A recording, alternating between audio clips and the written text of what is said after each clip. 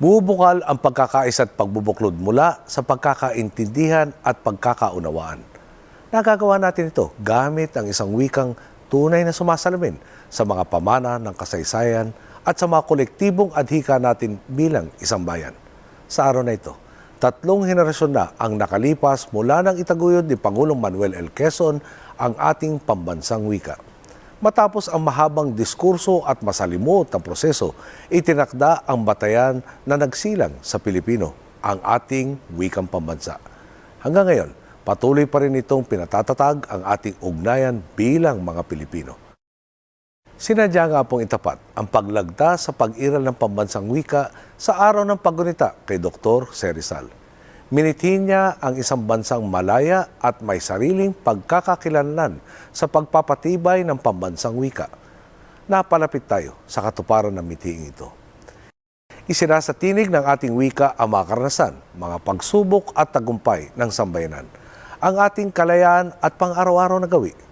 Nagkakahugis ang kasaysayan, nagbibigkas ang ating adhikain, nasasatitik ang ating kolektibong damdamin.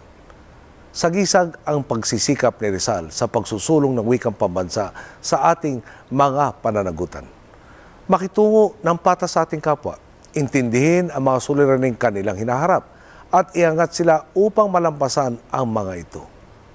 At sa taon ding ito, ginugunita natin ang ika-100 taon mula nang ilagak ang mga labi ng ating pambansang bayani sa Rizal Park, kung saan malayang nakapagpupugay ang taong bayan sa kanyang mahalagang ambag sa paghubog ng bayan. Sa ngalan ng kanyang alaala, patuloy po tayong tumutugon sa mga hamon ng ating panahon. Paano hahabiin ang pagkakaisa sa kabila ng mga pagkakaiba? Paano pag-aalabin ang malasakit sa kapwa at sa bandila? Naway maging mas masigasig ang ating pakikisagwan sa iisang direksyon upang maging ganap ang potensyal ng ating wikang pambansa.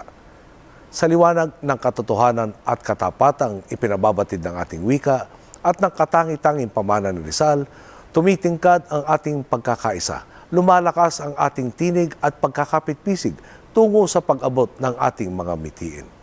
Taos noo nating ipagmalaki ang wikang Pilipino saan mang panig ng mundo. Maraming salamat po.